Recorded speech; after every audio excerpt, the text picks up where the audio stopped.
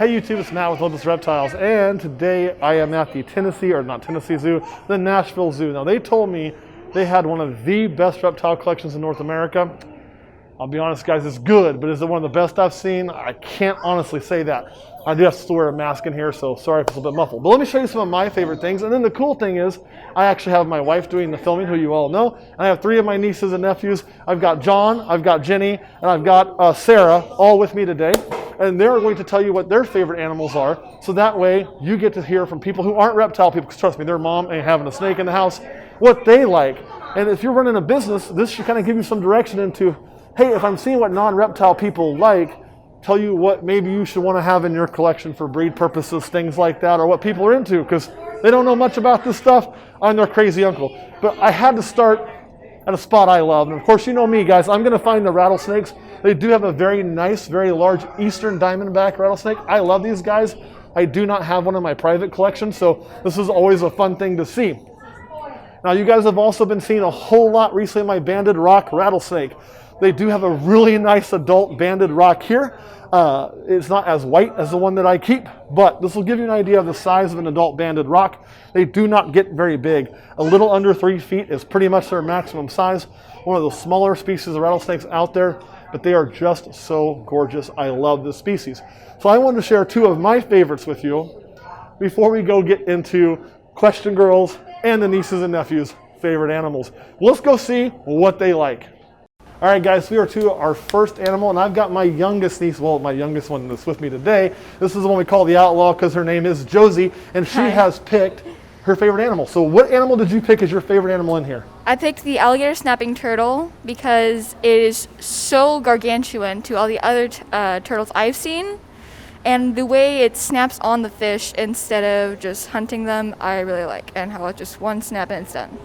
So you want to hear a couple cool facts about these guys? Yes. So they are native to North America, so you can find them in some backyards.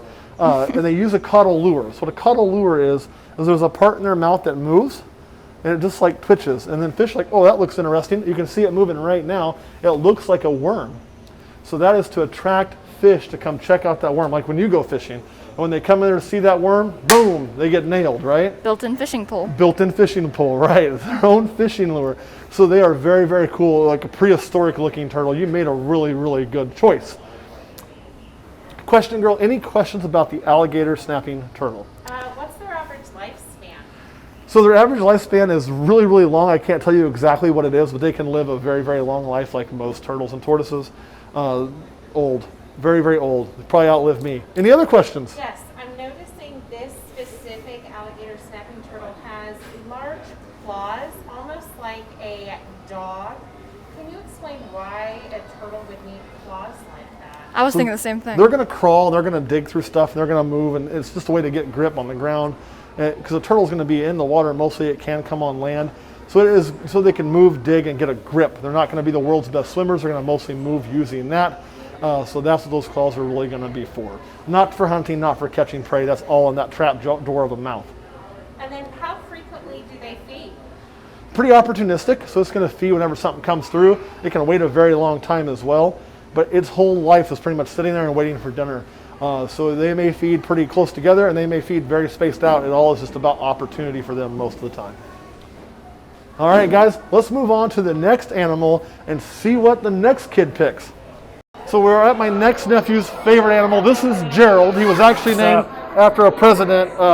We'll go with that. Yeah. So, Gerald, what is the favorite animal you chose? The axolotl. The axolotl. And it's going to be a little noisy. There is some construction in here as well as a pack of first graders or so. It's awesome. Yeah. I love seeing kids in zoos. It's great. So tell me, why did you choose this axolotl? I chose it because it's an endangered species, but also just because it has the cute ability to smile, which, I mean, it does. It does. It can. Also, I don't think they can survive out of water very long. No. They're not very, I don't think they're amphibious because, like, despite the fact they look like it, they're not. Yeah, and the thing is, to be honest, this is not, I mean, we sell these in a retail shop, but this is not a creature I'm an expert on. So I don't have a ton of extra information to add, but they come in different colors. Do you like this really light color, like white albino type? Yeah, I do know that there's like a bluish yellow one, which is really, really hard to find. I think it's like a very rare one. Yeah. And so with colors, they're going to change pricing too if anybody ever wants to get one. Oh, really? Yep, different colors are going to change price on all these animals as far as rarity goes and things like that. So other than smiling, what attracts you to these guys? They got the feet. Yeah, they do have little tiny feet. And they have like a tadpole tail, I think. Well, they're born, they're different looking. They almost go through a metamorphosis. Like when you get them really small, they change a lot as they grow. Yeah. So anyway, interesting, cool choice. And this is what I talk about if you're running a reptile business.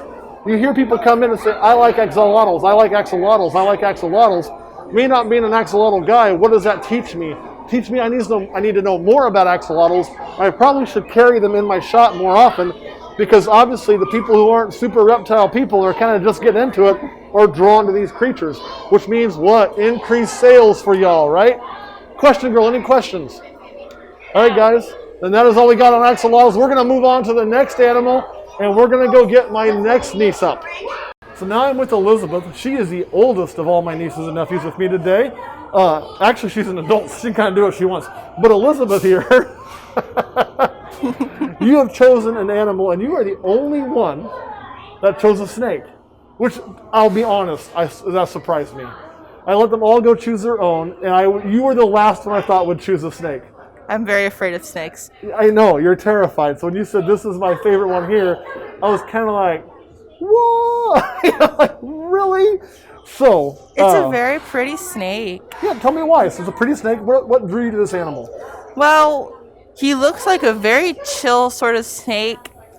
He looks like he would give you a hug. It's like he would give you a hug. Yeah, he also looks like he's not pointy, which means he is a friend. So many snakes will give you a hug, right? They are very rare in the wild. You do not come across these very often. They're also very rare in captivity. They are there. You can get them, but there's not a ton of them in captivity right now. So it is a little bit of a harder animal to get, a little bit of a harder animal to keep, but they are considered to be one of the more beautiful snakes in captivity. Everybody really wants these indigos because they've got that really cool color. They have a bluish tint to them at times. Just a very, very awesome snake. You can get some rainbow sheen on them.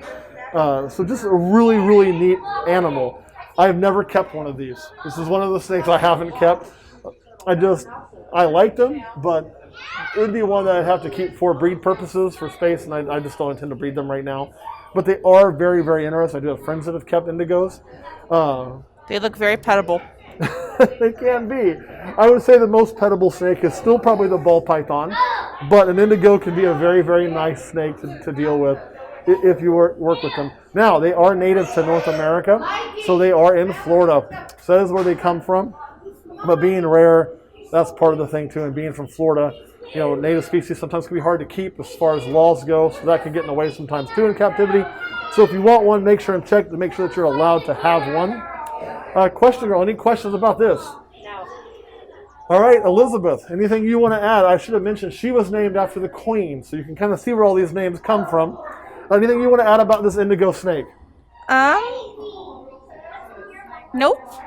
Okay, one more question for you then. Yes. Since you were the only one to pick a snake, and you're the one that has the most fear of snakes, would a snake like this be something that if you could, you would want to handle? We can't do it, obviously, but you would handle this one? Yes. So you were drawn enough to this, you'd be willing to get a step over that, pick it up. I would hold it. You would hold it. I would hold the Amazing. snake. Because you wouldn't hold one of my pythons, right? No. You wouldn't hold the anaconda we saw earlier, right? No. But 100% no. But this you would. He looks very friendly. So, again, this is a learning moment for you guys who want to run a reptile business. Here you have, and I couldn't have planned this better. Here you have somebody who is afraid of these animals, yet she's telling you the type of animals that you can run your business with to get people like her who are afraid past that point. So definitely something to consider. All right, question girl, any questions about this? Well, let's go find Question Girl's favorite animal next.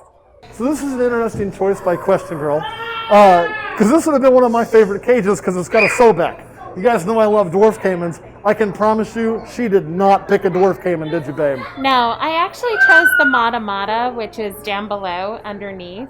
And the Mata Mata is just kind of chilling out underneath there. What you didn't see earlier was this dwarf caiman standing on top of it to leverage itself to kind of stand up. But the Mata Mata has almost like a telescope style neck so that he can remain underneath the water and then be able to stick that nostril up above to be able to breathe. And for the mata mata, it's very interesting. I want you to kind of look at the tail, the feet.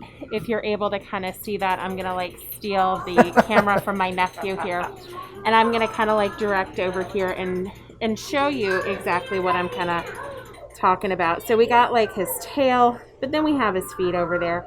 And his feet are really interesting because they're not typical with what we saw with other turtles and tortoises. They don't have that gnarled claw. It's almost like a web, similar to like a duck, to be able to move itself throughout the water. Now, something I do find kind of fascinating, given that we do have Sobek, is check out the caiman smile here. At our house, you never really see Sobek smile. You never have that opportunity to see his teeth to the same extent that we do with this one with the lighting. So I'm going to kind of like zoom in. Anybody else seeing like the T-Rex from Jurassic Park right now?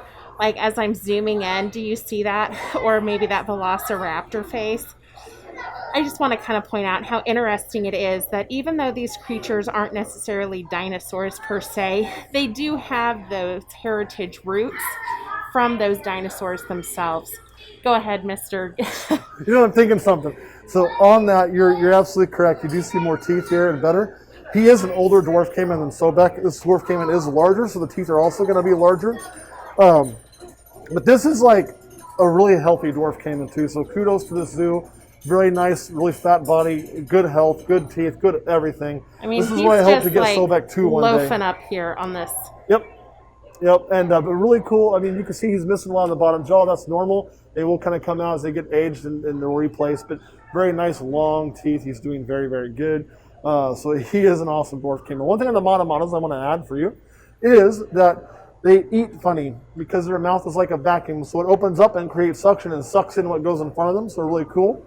The head is designed to look like a leaf. So they are very well camouflaged. You can see how he kind of disappears in those rocks. Kind of looks like a rock, and the head would look like some leaf litter laying on the floor. So a really, really awesome turtle with a lot of camouflage. All right. I should say, question girl, any questions? But you probably don't have any. You described it to us. I already asked and answered mine. Asked and answered your own. All right, guys. That's all we got on animals. I got one more thing I want to show you, and then we're going to get out of here.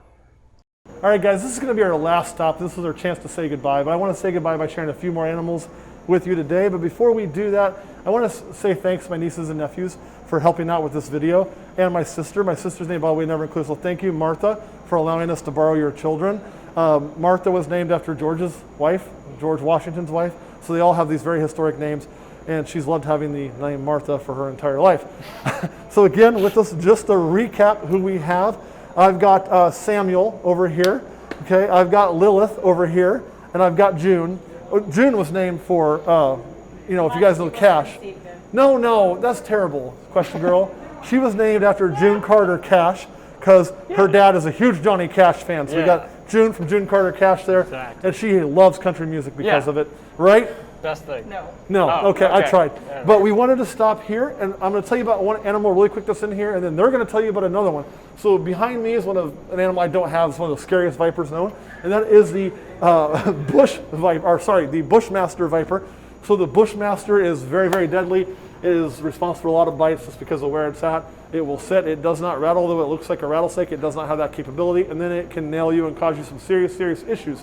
We also have what else in this cage? One of you. The poison dart frogs. Poison dart frogs. So what did you guys know about poison dart frogs today? What did we learn? If you touch them, they're not poisonous. They have to have a specific ant in their diet or become poisonous. That's correct. So in the wild, they're very, very poisonous. They are used to dip arrows. That's because they feed on that ant. So in captivity, when they're not feeding on that ant, you can touch one, you can hold one, and it's of no issue. Correct? Yep. Mm-hmm. Awesome. So did you guys enjoy the zoo today? Oh yeah, definitely. Have we actually, so here's a little film trick I'm going to share with you guys before we go. Have we actually been through the whole zoo yet today? No. No, we pretty much just hit this, and now we're going to go check out everything else, and we'll share some of that with Patreon when we do. All right, guys, thank you for watching. We'll before we go, question or any questions? No. All right, guys, thanks for watching. We'll catch you next time. Bye.